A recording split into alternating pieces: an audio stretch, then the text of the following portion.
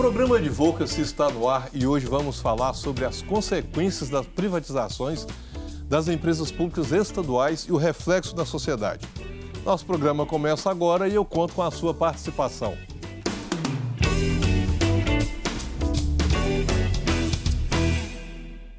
Bastante em pauta em 2019 com as promessas de privatizações feitas pelo ministro da Economia, Paulo Guedes, o assunto divide opiniões. Para falar sobre os benefícios e prejuízos das privatizações e seus reflexos na sociedade, eu recebo o Dr. Roberto Brandão, que é especialista em Direito Público e mestre em Relações Internacionais pela PUC Minas, e o estudante de Direito Paulo André Gomes, que é presidente da Associação dos Empregados da MGS, e está na luta contra a demissão dos empregados públicos e a retirada de benefícios e direitos desses trabalhadores. E você pode se posicionar sobre o assunto em nossas redes sociais. É só procurar pelo @Programa Advocacy. Eu quero já aqui agradecer, doutor Roberto, obrigado pela sua presença aqui conosco. Eu que agradeço o convite. Paulo, obrigado também para falar desse tema aqui conosco. Eu que agradeço o convite. E eu quero começar aqui já de cara perguntando, Roberto, o que é privatização de empresa? E por que também que fala em privatizar uma empresa? Bom, privatizar é entregar a iniciativa privada, né? Primeiro, só fazendo uma explanação, né? Empresa pública é um ramo específico das empresas estatais. Então, nós temos, né, a administração pública, que é quem, né, rege os interesses do Estado, né, em prol da coletividade. Ela tem a administração pública direta, que é o Poder Executivo, né, e as suas respectivas secretarias e alguns órgãos coligados. E a administração indireta, né, que faz parte de uma questão da descentralização, né, do poder. Então, o Estado descentraliza o seu poder com autarquias, fundações públicas, empresas estatais, né, que são as empresas públicas, e sociedade de economia mista. Então, quando a gente fala em empresa estatal, empresa pública, sociedade de economia mista, né, tem esses dois ramos. Privatizar, né, é tornar uma empresa pública, né, que faz parte da administração pública indireta, privada, né? Então, eu tenho uma empresa que ela, bem ou mal, né, ela tem a tutela, né, ela faz parte da questão da descentralização, então ela não tem relação hierárquica com o Poder Executivo, mas o Poder tem uma relação de tutela com ela, né? Então, eu tenho, dentro da administração indireta, as empresas públicas. Então, é transformar uma empresa pública em uma empresa privada. Ela deixa, né, de ser pública, ela deixa de se submeter à tutela direta da administração direta, né? Mas obviamente que ela vai responder às leis de mercado, ela responde, né, o poder de polícia da administração pública será exercido sobre ela, etc. Mas ela perde, apesar que, né, as empresas públicas são pessoas jurídicas de direito privado, né? Sim. Se organizam sob forma societária livre, mas sendo a maioria de sociedade anônima e podendo ser qualquer outra, sociedade limitada, sociedade ilimitada, sociedade em cota de participação, né? Então, privatizar é retirar o status, o caráter público, né, dessa empresa. Então, só para eu entender aqui melhor, e também o nosso telespectador, se falamos da administração indireta, das empresas públicas, fundações e as sociedades de economia mista. E autarquias. E autarquias. Então, se pensamos aí nas fundações, a gente pode pensar no caso de Minas, a FUNED, né, que é uma fundação, a Fundação Ezequiel Dias, a FEMIG, que é uma fundação hospitalar, quer dizer, houve uma descentralização. E se pensarmos assim em nível federal, e falávamos aqui antes, a Caixa Econômica Federal é uma empresa pública. Isso. E o Banco do Brasil é uma sociedade de economia mista, quer dizer, ela tem ações na Bolsa, ela tem acionista, o Estado, em geral, controla, mas ela tem os particulares que são acionistas. No caso da Caixa Econômica Federal, é uma empresa do Estado, do poder público. Isso, empresa pública. E é importante fazer dentro das empresas públicas, é importante fazer uma distinção. Eu tenho empresas públicas dependentes e empresas públicas não dependentes. A empresa pública dependente é aquela que é subvencionada pelo poder público, pelo ente controlador. Então, ela tem receita? Tem, mas não é suficiente. Então, isso inclusive está na lei de responsabilidade fiscal, né? A empresa dependente, o custeio de pessoal, o custeio de capital, é todo por conta do ente controlador que subvenciona, né? Então, essa é uma empresa, normalmente empresas de prestação de serviço público, né? A prestação de serviço público por empresas públicas se dá com o intermédio do artigo 173 da Constituição. Então, o artigo 173 diz, né, que o Estado não vai intervir diretamente nas atividades econômicas, a não ser que seja um caso de necessidade nacional, né?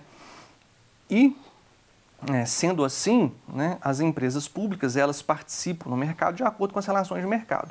Mas, desculpa fazer uma outra interrupção, até porque eu também quero fazer uma pergunta aqui para o Paulo, para dizer o seguinte: não necessariamente a empresa pública dependente, aquela que depende do aporte de recurso público, do orçamento público, ela necessariamente é uma empresa deficitária, porque ela foi constituída dessa forma. E aí eu vou perguntar aqui para o Paulo, porque a MGS é uma empresa pública, não é, Paulo? Assim, sim, ela recebe o recurso do Estado para manter as suas atividades. Sim. E aí eu te pergunto, no caso da MGS, qual que é o negócio dela? O que a MGS faz? Gente, acho que não posso falar em nome da MGS, não, porque tem essa prerrogativa lá, sabe? Não, mas não é falar em nome dela, mas assim, o que é ela? É uma empresa de prestação de serviço para o Estado. Sim, é uma empresa, né, de prestação de serviço, de atividade fim, serviço de portaria, limpeza, de modo geral, assim, conservação. E ela presta esse tipo de serviço nos órgãos do governo do Estado de Minas Gerais e alguns municípios do Estado de Minas. Eu queria entender isso, porque assim, em princípio ela é dependente. Não, são 3 empresas públicas dependentes em Minas Gerais. EPAMIG, Emater e a Empresa Mineira de Comunicação. São as 3. Tá, mas se nós pensamos, por exemplo, numa empresa como essa, que aí tem uma quantidade de empregados, você entende que ela presta um serviço para o Estado. Porque ela é prestadora de serviço para o Estado, né? Na área de vigilância, que você falou. Portaria, conservação em modo geral. Conservação em geral. Isso. Ela presta um serviço para o Estado. Que se não fosse essa empresa, seria um particular licitado, digamos assim. Pois mas a MGS, ela participa do processo licitatório com a prerrogativa de ser uma empresa pública, tendo preferência, né? Sim. E ela recebe o contrato. Sim. Né? Então, a autarquia vai terceirizar uma atividade, né, lá da autarquia.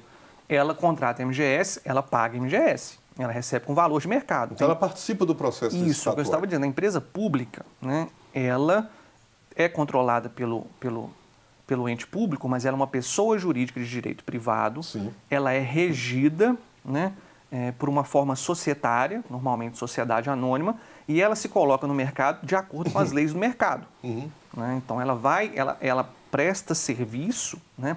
Ela está na atividade econômica, né? Ou produtiva ou na atividade de fomento, finanças. Né? A nível federal, acho que são 18 empresas que têm correlação com finanças, né? E 140 e poucas do setor produtivo. Né? Então, a MGS ela é não dependente, o Estado não aporta para ela. As únicas 3 onde há aporte, inclusive no relatório, né, fiscal do Estado, está lá, empresas públicas dependentes. E essas 3. Se eu não me engano, o último que eu consegui acessar foi de 2017, elas tiveram um gasto, uma receita de 7 milhões e o Estado fez um aporte em torno de 32 milhões. Não, então, pelo que você diz, por exemplo, quando se fala, vamos privatizar a MGS e porque ela é uma empresa... Não dá prejuízo. Se ela participa de um processo licitatório, significa que ela faz contas para ser contratada, vencer o processo licitatório, e a proposta dela é a melhor para o Estado, inclusive, né? Então, quando a gente fala assim, você sabe quantos... Você preside a Associação dos Empregados. Sim. São quantos empregados hoje? Hoje está gerando em torno de 19 mil empregados em todo o Estado de Minas Gerais. Ou seja, possivelmente deve ser a maior empresa de conservação do Estado. Sim, com certeza. Que atua seletista, sim. Seletista. Isso. E é seletista, quer dizer, você não tem os ônus, por exemplo, os seus colegas, que você representa como presidente dessa associação. Vocês contribuem para a Previdência como qualquer outro seletista. Com certeza, com desconto em folha de pagamento, né? E outros encargos também. Então, assim, somos empregados públicos, mas contratados através do regime seletista. Permite também elucidar e intervir, né? Um fato importante. A empresa pública, ela vive, vamos dizer assim, o pior dos dois mundos. Né? Porque ela é uma empresa que, né, dentro do setor produtivo, da atividade econômica, que não pode ter privilégios. Então, por exemplo, a autarquia, ela tem privilégio, ela está na imunidade tributária. Então, o Estado não pode taxar, o município não pode cobrar IPTU da agência do INSS, né, tal quais as fundações. As empresas não. As empresas públicas, elas têm que competir em igualdade. Ou seja, desculpa te interromper, até para pegar o caso dele aqui, porque então a empresa na qual você trabalha, que tem esse universo aí de trabalhadores, ela paga os tributos normalmente. Ela não deixa de recolher os tributos. Exatamente. Então, por exemplo, Previdência. A parte patronal também é recolhida? Tudo. Ela não tem imunidade tributária nenhuma. Então não é um prejuízo para o Estado, digamos, ter uma empresa como essa, porque se ela entra na licitação, Paulo, os seus colegas, você, os seus colegas, são empregados como se fosse uma outra empresa qualquer que participou da concorrência e venceu. Exatamente. E aí os empregados, por exemplo, pagam, têm os recolhimentos normais de qualquer outro empregado seletista. Sim, normal. Não é pelo regime do servidor público. Não, totalmente diferente. E a aposentadoria? Da mesma forma. Da mesma forma. Exatamente. É de acordo com o regime geral de previdência. Sim. E quando ele é até mesmo demitido, ele recebe todas as suas verbas trabalhistas e, diferente do servidor público, ele tem a possibilidade de sacar o fundo de garantia do tempo de serviço dele. Então não tem a estabilidade do servidor público? Não. Em que pese o concurso, o trabalhador da MGS não tem a estabilidade do servidor público. O que garante a estabilidade dele no emprego público é ele trabalhar, certo? E se porventura ele cometer algum ato, né, ou alguma conduta ilícita, é submetido a um processo administrativo, onde será analisado se ele cometeu ou não a conduta ilícita dentro da sua frente de serviço. Se bem que o empregado público e o servidor público, ele realmente tem um regime diferente, né? Porque o regime estatutário, né, o servidor público de regime estatutário, ele adere a um estatuto, né? E eu tenho um regime seletista. Então, é servidor público, que é o empregado público, seletista. O que é de diferente é que o empregado público, ele não pode ser demitido sem justa causa. Né? Para a demissão do empregado público, eu preciso de um processo administrativo com garantia de contraditória e ampla defesa. Inclusive, isso é uma orientação jurisprudencial do TST, se eu não me engano, essa orientação não foi revista ainda, né? Salvo engano, mas... Né? Ok. Eu quero falar de alguns outros aspectos, assim, até pegando o caso específico da MGS, que vai ilustrando esse debate sobre privatização, mas nós vamos fazer uma pausa para a gente tomar um café e vamos continuar aqui falando de a privatização, e eu te convido a posicionar sobre o assunto em nossas redes sociais. É só procurar pelo @Programa Advocacy e nós já voltamos.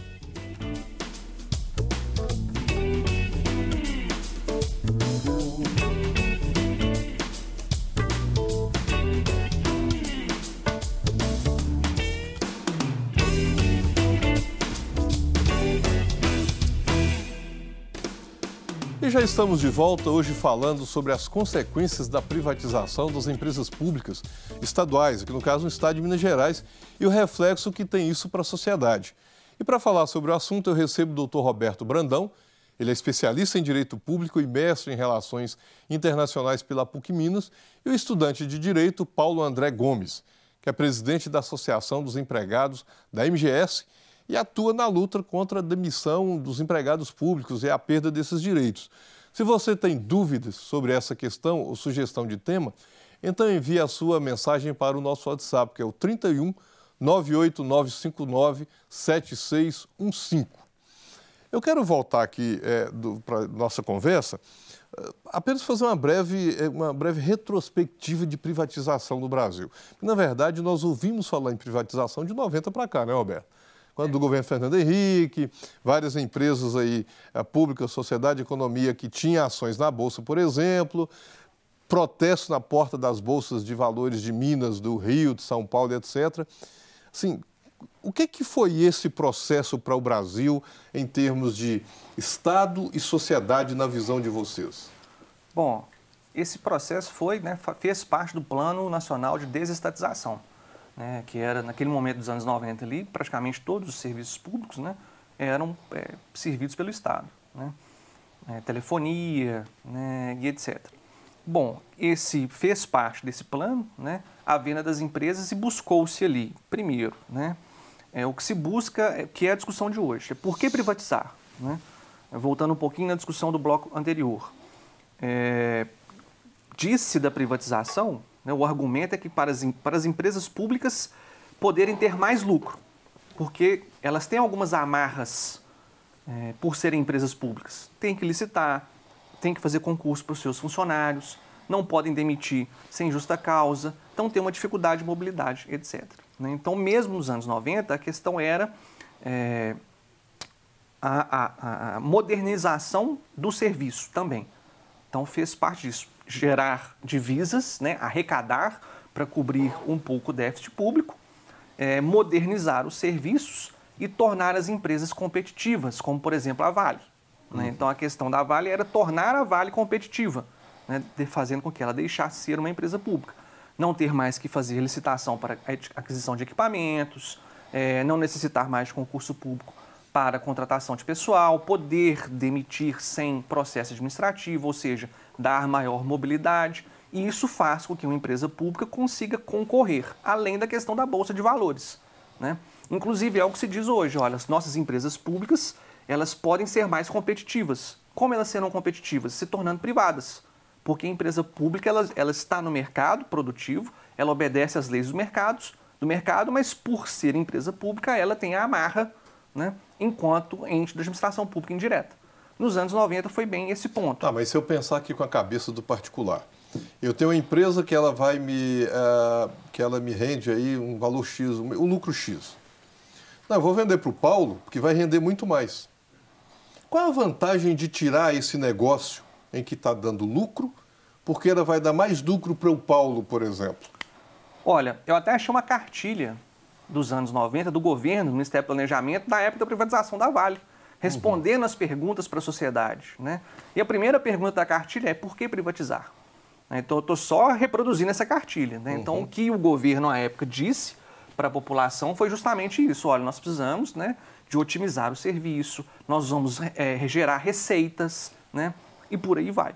A questão da Vale, da Embraer à época, teve um ponto crucial da nossa privatização, que é a chamada Golden Share, que são as ações preferenciais.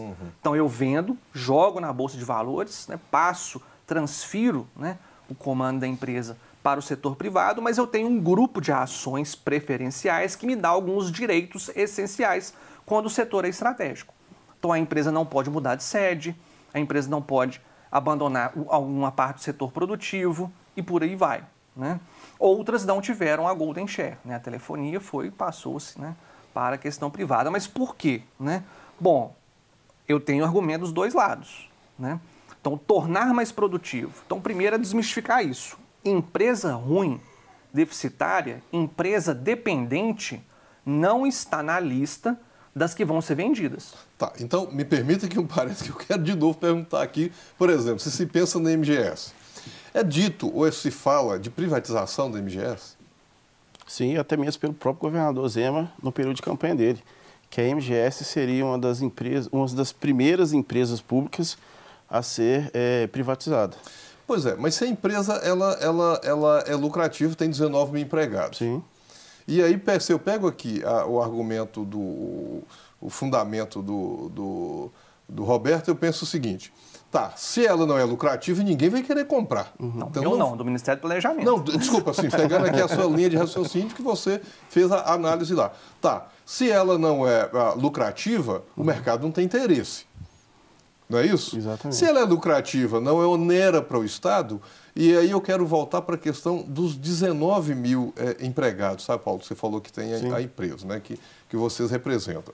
Bom, são 19 mil empregados. Se é uma privatização, essa mão de obra, ela não será toda absorvida, certamente que não. Com certeza. Porque um dos critérios para aumentar lucro, um dos pontos reduzir o quadro é reduzir quadro. Exatamente. Se ela hoje participa de processo licitatório, e vence, ela cobra o seu custo e ela tem um bom preço para o tomador do serviço, que muitas vezes é o Estado. Ou seja, o Estado tem uma vantagem nesse negócio. Alguém, que é a MGS, tem um preço menor do que a das outras. Se sair MGS, não significa que a outra vai baixar o preço do serviço que ela está ofertando. Ok? Ok. E se eu chego aqui nos 19 mil empregados, assim, você cria um problema econômico e social, porque é muita gente, né? Sim. Digamos, não vai demitir todo mundo, mas um grande número aí pode ser que perca o emprego. Exatamente, até mesmo porque, como dito pelo senhor mesmo, um dos primeiros passos da empresa privada é obter lucro. E ela, o primeiro passo dela é reduzir o quadro de empregados. Infelizmente, colocando esses trabalhadores na rua, né, e reduzindo alguns direitos, que seria através até mesmo o ticket que eles recebem para arguir seus alimentos, e outros benefícios também, redução de salário, porque é diferente, né, e aí a gente fica sem entender por que o governador falou isso na época, que a MGS seria uma das primeiras empresas a ser privatizada, né. Até mesmo, ele, nos primeiros atos de governo dele, ele disse que reduziria 20% do quadro de pessoal. De fato, ele tem feito isso. Mas com qual fundamento, sendo que ela está tendo lucro, né? Então, a gente Aí você pergunta, isso é interesse do Estado ou é interesse do mercado, né? A privatização.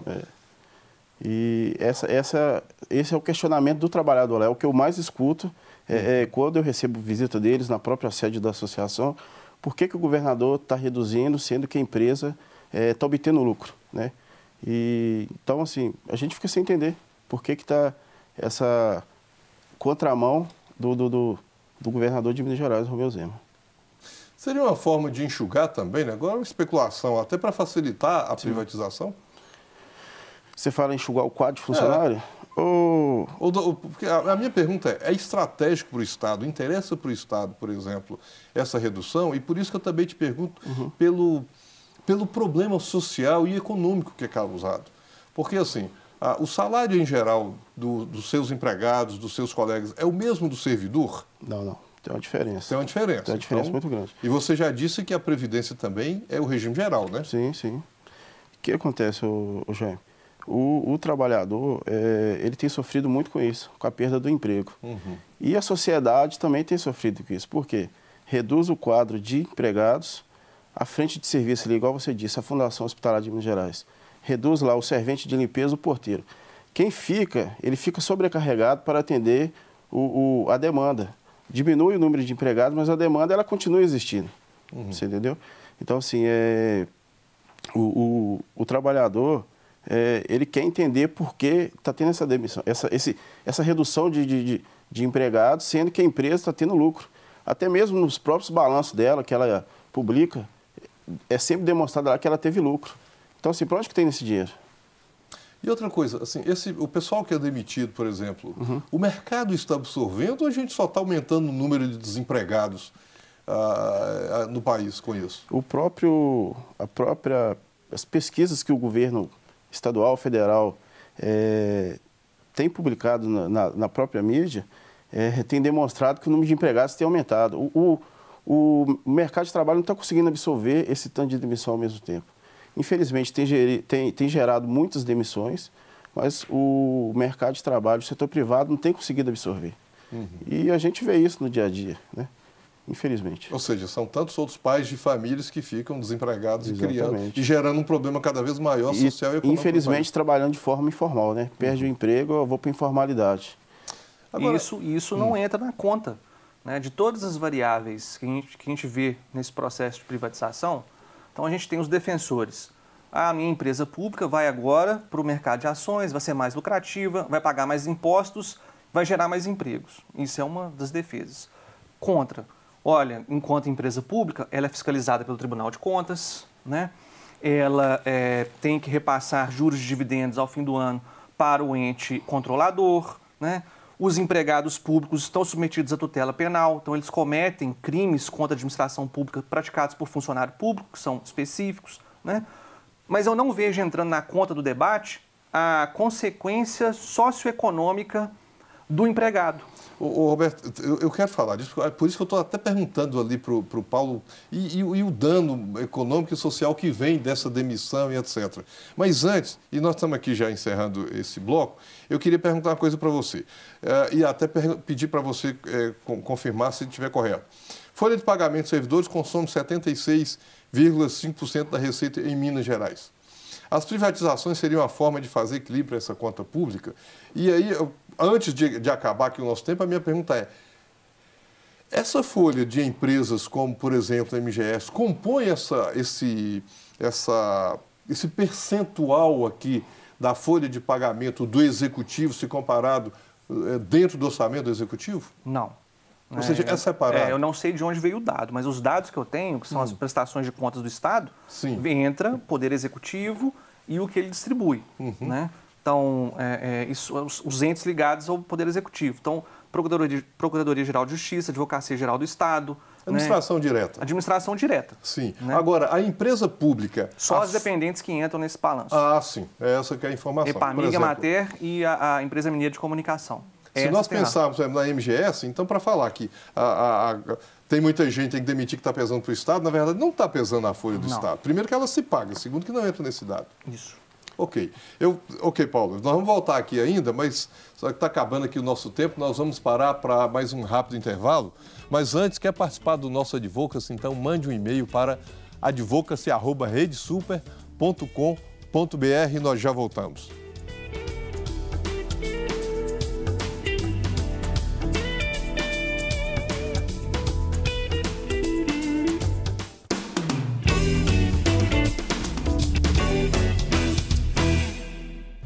Já estamos de volta hoje falando sobre as consequências da privatização das empresas públicas estaduais e o reflexo disso na sociedade.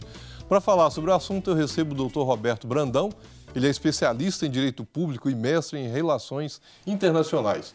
E o estudante de Direito, Paulo André Gomes, que é presidente da Associação dos Empregados da MGS e está aí na luta contra demissões dos empregados públicos e a retirada de benefícios e direitos dos trabalhadores.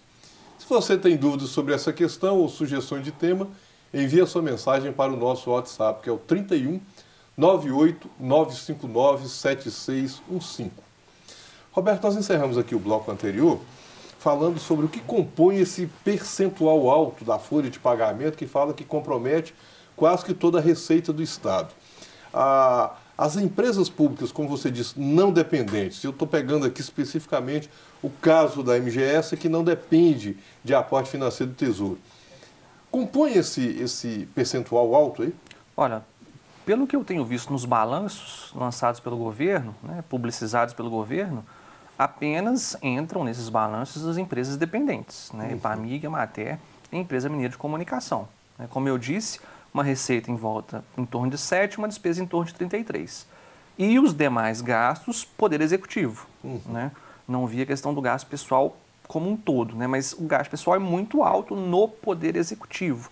Né? A gente tem, por exemplo, né, nesse balanço de 2017 que eu tive acesso na internet, o Poder Judiciário, ele gera uma receita de 1 milhão, tem, né, uma despesa de 289 milhões. E por aí vai. A Procuradoria-Geral do Estado, algo em torno de 170 milhões, né, Procuradoria-Geral de Justiça. Então, os órgãos, né, a segurança, né, a educação, né, que também é responsabilidade do Estado, e nós temos um Estado com mais de 800 municípios. Só para a gente fazer um recorde de orçamento, o orçamento do Judiciário, Ministério Público e Assembleia Legislativa fica também um recorte dentro do orçamento geral da administração do Poder Público Estadual. Né? Eles têm autonomia orçamentária e financeira, então eles montam seu próprio orçamento, né, aprovam, isso vai para o Executivo, né, e para o Executivo volta. Né, mas vai tudo do Tesouro. Sim. Né, do Tesouro Estadual. A fonte é a mesma. A fonte é a mesma. Né? Então, essas empresas, né, e também o fato delas não entregarem todo o seu lucro para o ente controlador. Né? Ela é uma empresa, pessoa jurídica de direito privado. Eu tenho uma lei federal que trata da questão do repasse, né, de juros e subsídios, né, ao final do ano das empresas públicas para o ente controlador. Né? Mas apenas as empresas dependentes têm essa subvenção do custeio de pessoal e dos demais custeios. Chamada subvenção econômica, né? Isso. Agora, Paulo, se nós pensarmos que se a empresa não dá prejuízo, aliás, ela dá lucro, mesmo que isso componha essa folha, ou esse percentual da folha, que compromete parte do orçamento ou da receita, retirando a empresa, isso não vai alterar, porque a empresa dá lucro, ou seja, ela não está tirando do Tesouro o dinheiro para o pagamento do seu pessoal. Está ficando no caixa. Aliás, ela ainda repassa, como você mesmo diz, Roberto, um valor para o ente controlador, né? Quer dizer, no orçamento público ela não pesa. E aí eu pergunto, e como que ficam os direitos desses trabalhadores de empresas como a MGS em um caso de privatização? Aí depende, sabe, Jaime? Vai depender do acordo que for celebrado na transição da privatização. pelo que a gente já viu desde a década de 90, alguns empregados, após a privatização, têm direitos assegurados de estabilidade, 6 meses de emprego, 1 ano. Isso vai depender muito do que for celebrado ali na transição da privatização. No caso, se a MGS fosse privatizada semana que vem, amanhã ou depois, vai depender do acordo que for feito entre o governo e a empresa que estiver recebendo a transição da MGS. Agora, eu quero voltar a insistir aqui, me desculpa, eu vou perguntar para vocês dois novamente sobre assim, o impacto econômico e social da demissão de empresas, como, por exemplo, a MGS, que tem um grande número de empregados e que não é deficitária, ela não pesa financeiro e orçamentariamente para o Estado. Demissão, que impacto social e econômico que isso causa para o Estado, para o Brasil como um todo? Tem um impacto negativo isso, não tem? Havendo demissão dos empregados. Sim, o impacto negativo para o trabalhador é que vai gerar mais números de desempregados no mercado de trabalho. E social é a sociedade vai sentir essa falta do trabalhador lá no posto de trabalho para atendê-lo de forma cordial, com reciprocidade. Então, assim, como você perguntou, econômico. Vai gerar um número mais de emprego, a economia vai desacelerar. E social é que o cidadão, na hora que ele chegar no posto de trabalho para ser atendido, ele vai ver lá que quem está lá está sobrecarregado e isso vai gerando mais desgaste na sociedade mineira. E não nos parece um contrassenso quando o governo, os governos, não estou falando especificamente só de Minas, fala assim que tem que gerar emprego, que o melhor projeto social é o emprego, e uma estratégia de governo é privatizar algo, por exemplo, que não é deficitário e que vai gerar desemprego, porque quando a pessoa está desempregada, ela não consome. Se não consome, ela não movimenta a economia. A economia desacelera, né? Desacelera a economia. Não parece um contrassenso, Roberto? Se eu falo que tem que gerar emprego e num caso como esse da MGS, que tem emprego, não sai dinheiro do Estado para lá, e eu vou deixar mais um grupo de pessoas desempregadas, possivelmente, com a privatização? Eu acredito que o Estado ele quer enxugar essa empresa para aumentar o valor de mercado dela na venda. Porque o que pensa o Estado é encher o caixa e tentar diminuir o déficit público. Então, vender o maior número de empresas por um maior valor possível para, com esse dinheiro, aliviar o déficit público. Então, esse é o ponto. Então, o Estado ele tem a sua questão de geração de emprego, mas ele tem também essa visão, não é a minha, eu assim, eu imagino que dentro dessa lógica estatal seja essa. Então, vamos enxugar, deixa ela enxutinha, aumenta o lucro, quanto mais lucrativa ela for, maior seu preço de venda, mais eu consigo colocar no meu caixa. Mas há um erro de leituras de escolas econômicas, Sim. Porque a questão, essa leitura do desemprego, tem uma escola econômica mais conservadora, ela entende que o desemprego, a desaceleração da economia, ela é boa para a redução da inflação. Então, eu aumento os juros, eu aumento... Inibe o consumo, de certa forma. Isso, inibir o consumo para conter a inflação. Então, isso é um dos pensamentos econômicos. Que é uma decisão complicada de tomar na economia, uma decisão complicada. Contra a inflação. E hoje a gente vê muita questão do emprego informal entrando na conta de emprego. Então, assim, gerou tantos... A questão é preciso também entender que empregado é aquele que tem vínculo seletista. Registrado. Ele está submetido a CLT. O trabalhador autônomo, ele é trabalhador. Não é um desempregado, digamos assim. Mas não tem como contabilizar. Exatamente. Não, ele não está... ele está na população economicamente ativa, ele é produtivo, mas ele não é empregado. E a gente vê um aumento do trabalho informal, que é complicado. Então, o sujeito está lá na MGS, carteira assinada, 13º, férias, fundo de garantia, estabilidade, fundo de garantia, e de repente ele vai para o mercado informal. Então ele passa a não ter mais férias, ele passa a não ter mais o FGTS, tem uma redução da sua capacidade, comprometimento do seu orçamento familiar, e ele passa a consumir menos. O que não pensa na cadeia produtiva, porque o sujeito consome menos, então ele que uma vez estava fazendo um tratamento de dente, ele já não vai mais ao dentista. Ele costumava a fazer uma comprinha ali, Então, isso vai tendo consequências, economia, gira. Então, a gente vê uma política, e também faz parte da política de privatizações. Se troca de carro, não vai trocar mais, quer dizer, é um prejuízo, né? Então, o poder econômico dele é reduzido, né? A política neoliberal é isso, né? Dentro da política neoliberal, a gente tem a desestatização e tem também o controle da inflação através do exército de mão de obra de reserva. Porque a mão de obra de reserva, ela tem dois fatores importantes. Primeiro, a inflação. Segundo, controlar salários. Então, isso também faz parte de uma política e a gente sabe que é uma política que acaba atingindo diretamente uma camada muito grande da população, né, que acaba alijada do setor de consumo. Ela deixa de consumir. Agora, ô Paulo, como que o Estado e a MGS estão dialogando, aliás, o MGS não, como que a MGS, o Estado, está dialogando com os empregados ou não está havendo esse diálogo ainda? E o que vocês estão fazendo para, se não tem, estabelecer um diálogo ou manter um diálogo com os gestores públicos? Sim. Só reiterar que o diálogo da Associação dos Empregados da MGS com a diretoria da MGS é estritamente, sempre que nós nos direcionamos à diretoria, somos atendidos lá de forma recíproca pelo presidente hoje. Agora, o empregado com o Estado, não existe diálogo. Infelizmente, até hoje, desde que o governador Zema tomou posse do governo do Estado, ele nunca recebeu o empregado lá, um representante do empregado lá para tratar sobre essas diretrizes, sobre a redução dos 20% que ele disse quando ele tomou posse e até mesmo contra os cortes, a redução nas frentes de serviço. Então, infelizmente, é até triste dizer isso aqui, mas assim, a relação do empregado com o governador é zero, não existe. Não tem um diálogo ainda? Não tem diálogo. Com a diretoria da MGS, sim. Não, mas assim, com quem responde pela privatização do Estado, por exemplo, o governador. Vocês já procuraram, ou secretário? Sim, já pedimos reuniões através de ofícios e nunca fomos respondidos os ofícios protocolizados lá.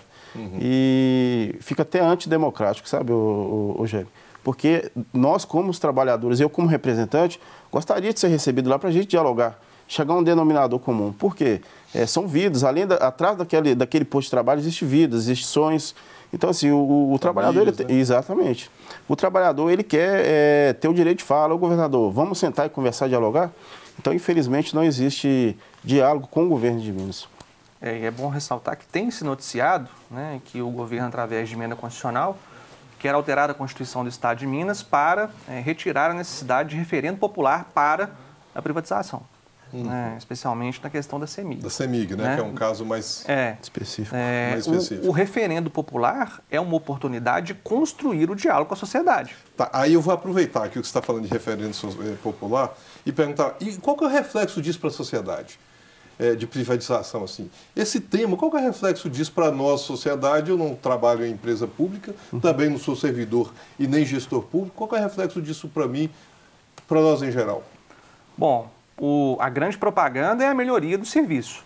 Né? Então, o serviço vai ser melhor, dinâmico, mais barato, haverá mais concorrência, né? Já que a empresa sai das amarras, né, estatais, já que a empresa já não tem mais que licitar, né? Ela não precisa fazer concurso público, ela pode demitir sem justa causa. Então, isso dá para ela uma capacidade, né, uma capacidade melhor de concorrer.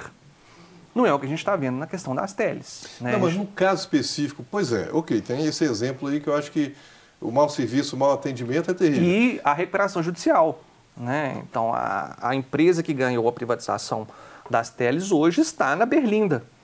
Né? Então, está de mal a pior em recuperação judicial. Né? Então, a consequência... Se eu não me engano, é a maior delas. Né? É, a maior delas. Então, o que eu vejo como consequência? Mais do que consequência, primeiro, eu não vejo debate, eu não vejo diálogo. Né? Então, eu não vejo audiência pública, eu não vejo exposição do governo, eu não vejo o governo, através de suas empresas e seus representantes, fazendo o debate necessário, esclarecendo para a população. Que eu acho que é o que você está falando, que tem procurado essa conversa com o governo estadual, né? E não tem conseguido, né? Gente, desculpa, nosso tempo aqui, a conversa está tão boa, que passou tão rapidinho, e nosso tempo aqui esgotou, mas eu espero que ele tenha oportunidade de voltar a falar sobre isso, que isso continua na pauta, né? Obrigado, Roberto. Eu que agradeço mais uma vez. Pela sua participação aqui, muito bom. Obrigado, Paulo, também. Obrigado, Jaime, agradeço. está aqui conosco. E nós chegamos aqui ao fim desse programa, mas o assunto continua nas nossas redes sociais. Eu te espero no nosso próximo Advocacy.